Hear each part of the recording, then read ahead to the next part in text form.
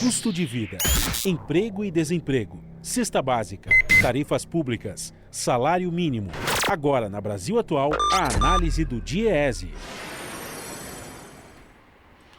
Vamos conversar agora com o diretor técnico do DIEESE, Fausto Augusto Júnior. Bom dia, Fausto.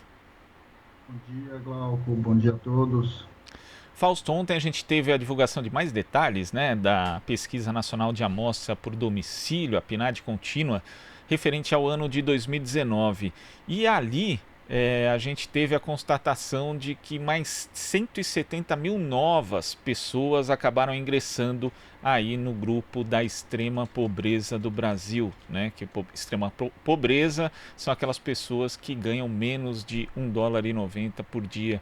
Como é que você viu isso, sendo que é relativo a 2019 e ainda, obviamente, não tem os impactos da pandemia, Fausto? Bem, Glauco, a gente está vendo, na verdade o que o IBGE tem feito agora é construído para nós um bom cenário para a gente poder fazer um olhar a partir da pandemia. São os dados de 2019, que são dados que, de certo modo, são resultados dessa crise que a gente assistiu aí a partir de 2015, 2016, e que ampliou a desigualdade, ampliou a pobreza, vem mostrando também uma certa desconstrução dos programas sociais que foram definidos a partir de 2004, 2005 até agora. Ou seja, o que foi visto nada mais é do que já era, de certo modo, esperado, mas, ao mesmo tempo, é um retrato daquilo que a gente já vem assistindo. Ou seja, o Brasil é um país muito desigual, é um país em que um conjunto muito grande de pessoas vivem em condições de vida muito precárias, Ou seja, o aumento, na verdade, ele consolida um patamar relativamente alto. Nós estamos falando em quase 14 milhões de pessoas que vivem no limite da pobreza, são 6,7% da população.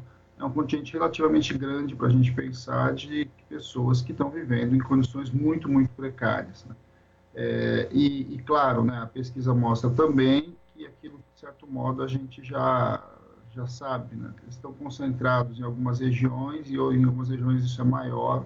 Essa pobreza cresceu mais novamente em algumas regiões, mantendo a nossa diferença. E a diferença, inclusive, de renda, uma diferença em que os 1% mais ricos estão na casa aí de uma renda média para cima dos R$26 mil, enquanto os mais pobres aí estão vivendo uma situação muito, muito pequena. Ou seja, nós estamos falando em rendimentos na casa aí de $2 por dia, ou seja, um pouco menos de 50, um pouquinho mais de $50 por mês, e que naquele momento, inclusive, se a gente converter para o real, era um valor bem abaixo do que é hoje, Então, assim, o que a gente vai assistir, inclusive, a partir da pandemia, muito provavelmente, é um crescimento muito acelerado do número de pobres agora, em especial e com uma dificuldade muito grande, em especial a partir de junho, quando o abono emergencial, a princípio, pela fala do governo, deve se extinguir. E a pesquisa mostra também uma redução muito pequena da desigualdade, tão pequena que o próprio IBGE considera que houve uma estabilidade nesse sentido.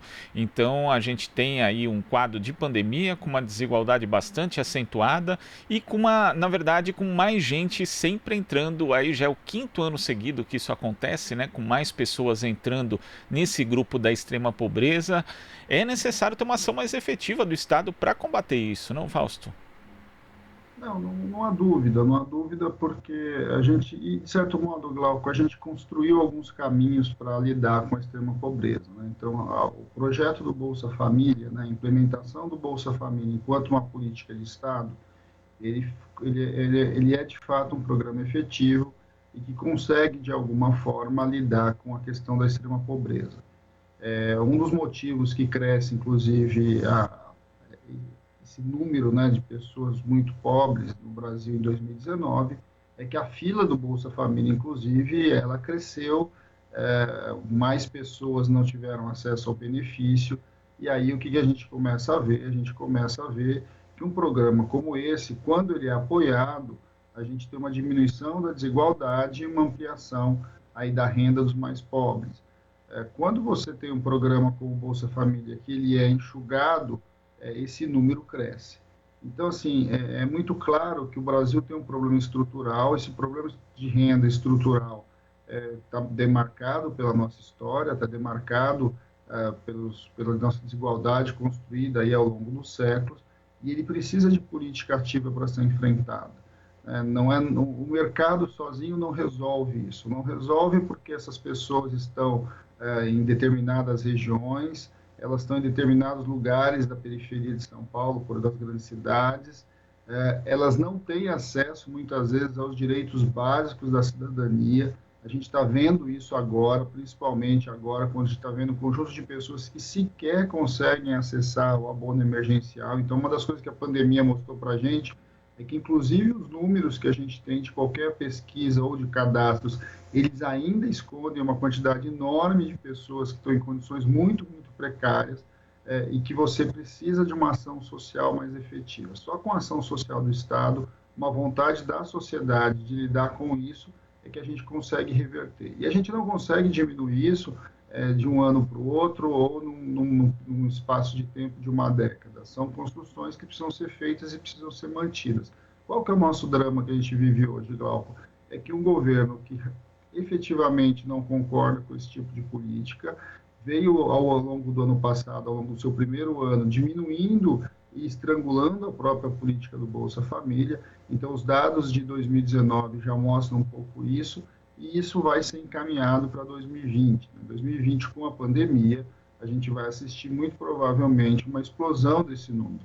Esse número deve crescer, e o pouco ali que teve, né, do que a pesquisa indica, de aumento um pouquinho da renda e redução da desigualdade, tem muito mais a ver com as camadas médias do que com as camadas mais pobres da população. Então, eu acho que esse é um desafio que a gente vai ter. Agora, o nosso maior drama hoje, Glauco, é como é que nós vamos resolver, lidar com esse contingente enorme de pessoas na extrema pobreza e depois, na sequência, porque nós estamos falando também que o que vem logo depois não é muito melhor, nós estamos falando de quase 30 milhões de pessoas que estão vivendo ali alguma coisa um pouco abaixo de $5 por dia, o que quer dizer, ou seja, é a camada sequente que está, de certo modo, agora sobrevivendo com o abono emergencial.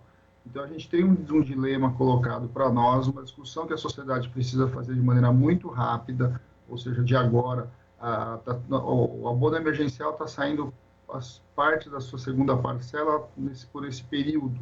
Então, a gente já sabe que em junho já é a terceira parcela, isso se extingue, e a pergunta que fica é o que vai acontecer em julho. Numa economia que já está deprimida, numa quantidade enorme de pobres, de muito pobres, e que, de repente, não vai ter mais esse benefício com uma economia paralisada, uma economia que está numa crise muito grande. É bom lembrar que esse número de pobres cresceu em 2019, apesar do PIB ter tido uma pequena alta ao longo do ano, né? 2019 certamente será muito melhor do que vai ser 2020. Então, nós temos que nos preparar e a sociedade precisa se engajar em enfrentar o problema emergencial e a gente precisa restabelecer uma discussão sobre como lidar com a extrema pobreza do ponto de vista estrutural. Sem dúvida, Fausto, muito obrigado pela sua participação aqui no Jornal Brasil Atual e até a próxima. Até amanhã, Glauco. Bom dia a todos. Bom dia. Conversamos aqui com o diretor técnico do Diese, Fausto Augusto Júnior. Aqui você ouve as notícias que os outros não dão. Jornal Brasil Atual.